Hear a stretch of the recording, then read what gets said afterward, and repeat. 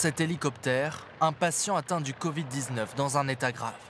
Transféré d'un service de réanimation parisien, il est pris en charge par le CHU de Nantes. Comme lui, 2 autres patients ont été évacués aujourd'hui d'Île-de-France vers les hôpitaux du Mans et d'Angers afin de soulager les services hospitaliers d'Île-de-France au bord de la saturation. Pour l'instant, la stratégie en Île-de-France, ce sont des transferts de drainage, donc des transferts en petite quantité, mais tous les jours. Et les transferts de masse devraient arriver en fin de semaine prochaine. Des transferts qui cette fois pourraient être organisés en train.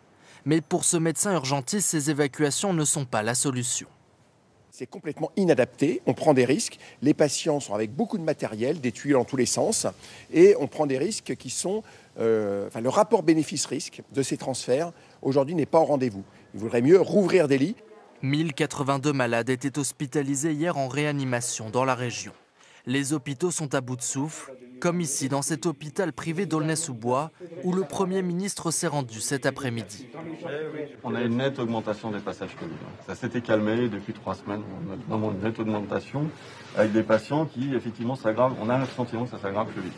Pour éviter l'afflux de nouveaux patients franciliens, la campagne de vaccination se poursuit. Ici à Cergy, ces retraités sont venus recevoir leur dose de vaccin administrée par les pompiers. Nous avons eu 2 premières ouvertures le week-end dernier. Nous avons eu 634 personnes qui ont été vaccinées. Ce week-end, je vous le disais, 402 personnes aujourd'hui, 402 personnes demain. Et nous avons 2 dates pour lesquelles nous avons déjà une allocation de doses la semaine prochaine. Ce week-end, 60 centres de vaccination sont ouverts en Île-de-France, prêts à accueillir jusqu'à 25 000 personnes. C'est moitié moins que le week-end dernier. Cet hélicoptère, un patient atteint du Covid-19 dans un état grave. Transféré d'un service de réanimation parisien, il est pris en charge par le CHU de Nantes. Comme lui, 2 autres patients ont été évacués aujourd'hui d'Île-de-France vers les hôpitaux du Mans et d'Angers afin de soulager les services hospitaliers d'Île-de-France au bord de la saturation. Pour l'instant, la stratégie en Île-de-France, ce sont des transferts de drainage, donc des transferts en petite quantité, mais tous les jours. Et les transferts de masse devraient arriver en fin de semaine prochaine. Des transferts qui cette fois pourraient être organisés en train. Mais pour ce médecin urgentiste, ces évacuations ne sont pas la solution. C'est complètement inadapté, on prend des risques, les patients sont avec beaucoup de matériel, des tuyaux dans tous les sens, et on prend des risques qui sont... le rapport bénéfice-risque de ces transferts, aujourd'hui, n'est pas au rendez-vous. Il vaudrait mieux rouvrir des lits. 1082 malades étaient hospitalisés hier en réanimation dans la région. Les hôpitaux sont à bout de souffle, comme ici dans cet hôpital privé d'Aulnay-sous-Bois, où le Premier ministre s'est rendu cet après-midi. On a une nette augmentation des passages Covid.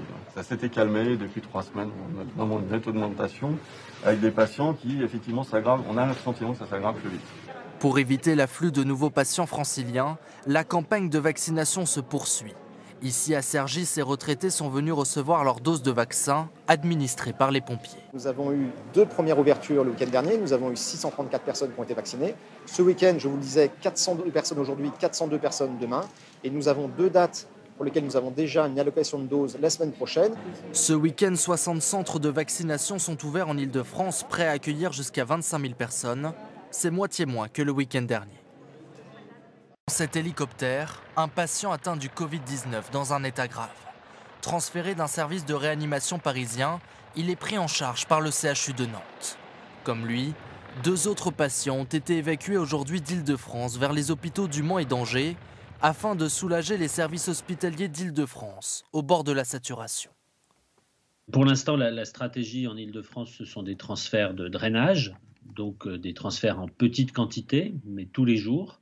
Et les transferts de masse devraient arriver en fin de semaine prochaine. Des transferts qui cette fois pourraient être organisés en train. Mais pour ce médecin urgentiste, ces évacuations ne sont pas la solution. C'est complètement inadapté, on prend des risques, les patients sont avec beaucoup de matériel, des tuyaux dans tous les sens, et on prend des risques qui sont... le rapport bénéfice-risque de ces transferts, aujourd'hui, n'est pas au rendez-vous. Il vaudrait mieux rouvrir des lits. 1082 malades étaient hospitalisés hier en réanimation dans la région. Les hôpitaux sont à bout de souffle, comme ici dans cet hôpital privé d'Aulnay-sous-Bois, où le Premier ministre s'est rendu cet après-midi. On a une nette augmentation des passages Covid. Ça s'était calmé depuis 3 semaines. On a vraiment une nette augmentation avec des patients qui, effectivement, s'aggravent. On a le sentiment que ça s'aggrave plus vite. Pour éviter l'afflux de nouveaux patients franciliens, la campagne de vaccination se poursuit. Ici à Cergy, ces retraités sont venus recevoir leur dose de vaccin administrée par les pompiers. Nous avons eu 2 premières ouvertures le week-end dernier. Nous avons eu 634 personnes qui ont été vaccinées. Ce week-end, je vous le disais, 402 personnes aujourd'hui, 402 personnes demain. Et nous avons 2 dates pour lesquelles nous avons déjà une allocation de doses la semaine prochaine. Ce week-end, 60 centres de vaccination sont ouverts en Ile-de-France, prêts à accueillir jusqu'à 25 000 personnes. C'est moitié moins que le week-end dernier. Dans cet hélicoptère, un patient atteint du Covid-19 dans un état grave.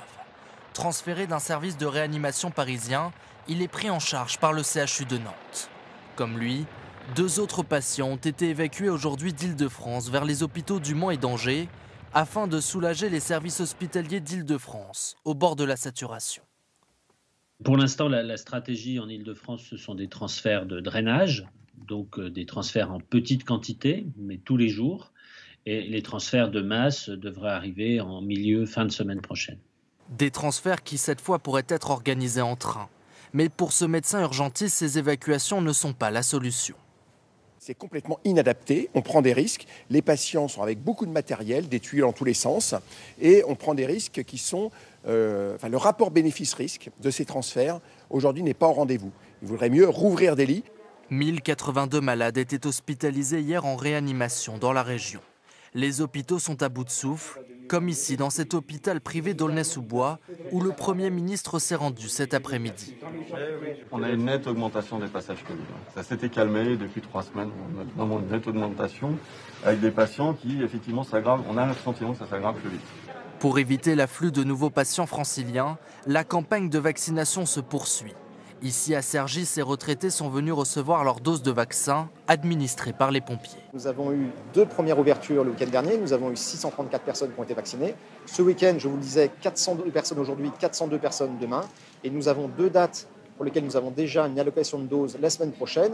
Ce week-end, 60 centres de vaccination sont ouverts en Ile-de-France, prêts à accueillir jusqu'à 25 000 personnes.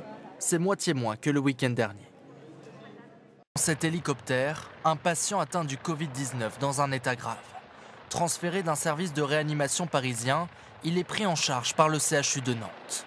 Comme lui, 2 autres patients ont été évacués aujourd'hui d'Île-de-France vers les hôpitaux du Mans et d'Angers afin de soulager les services hospitaliers d'Île-de-France au bord de la saturation.